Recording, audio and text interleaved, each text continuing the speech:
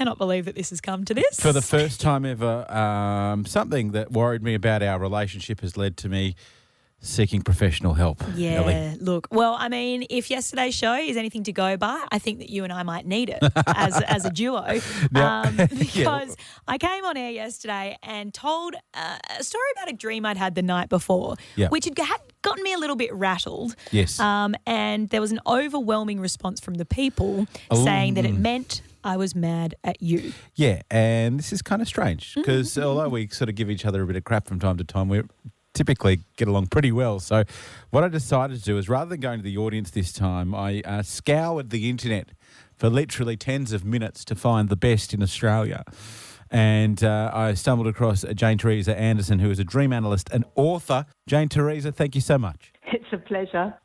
Before I tell you exactly what my dream was, do you think that every single dream has a meaning? Yes, it does, because our dreams are processing our experiences of the last 1 to 2 days to try to make sense of our world. So if we can look into those dreams, we get to find out how we're processing our life, what it's growing about our perceptions about our life. So the meaning is it throws light on your individual mindset and how you're handling the world. Well, there you go. I think that makes plenty of sense to me. Goodness. All right, Jane Teresa, are you ready to hear the dream that caused so many issues yesterday? I am ready. Okay, all right. Well, basically, I was on a beach walking along and I saw Becks and his wife. And for some reason, I don't know why, but I felt the need to avoid them. And so I went in the opposite direction and I kind of went up a sand dune and fell down a massive sand canyon. It was like the Grand Canyon, but made out of sand. I fell for ages, but survived and I was fine. Got out of the canyon, went and 3 python snakes came at me and started attacking me. And then my housemate's boyfriend came and cable tied the heads of the snakes. Thus That was the making end you of the safe? dream. And yeah, then I was safe again. Okay. That was the end of the dream. Wow. I tell you what, you're gonna earn your money that we're not paying you right now, Jane Teresa. So many facets to it, right? There are. So how did you feel when you were falling? I often have falling dreams, and I often feel, I guess, a bit out of control and a bit scared and not knowing when I'm going to land. Yeah, so if you take that very feeling and say, and you don't have to answer this on air, but say to yourself, where in the last couple of days did you feel a little bit like, oh, I'm feeling out of control and I don't know where this is going to land. Don't know how this is going to pan out in my life. Ex-boyfriend. Sorry, I got a cough. It begins with a sense of avoidance too. So although you were avoiding Becks and his wife on the sand, it's like somewhere, something in your life you were avoiding, like, I don't want to go there. I don't want to think about that. I don't want to look at that yet. Now, the thing about dreams is they're really dramatic and they're often showing us more our unconscious side. So probably in life, Elly, you're really, really in control and you know what you're doing. You're always able to land on your feet. But your dream is suggesting there's a part of you that is not like that at all.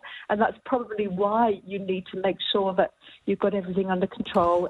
I just wanted to see what you think, Cheney, because as a good friend for a number of years and as someone who's a massive skeptic and usually, treats people in dream fields and whatever and goes, oh, what's that crap about? Yeah. That seemed pretty accurate to me. Yeah, that seems pretty accurate. Yeah. And so just so we're clear, Jane Teresa, there's no suggestion that I'm a big bad wolf?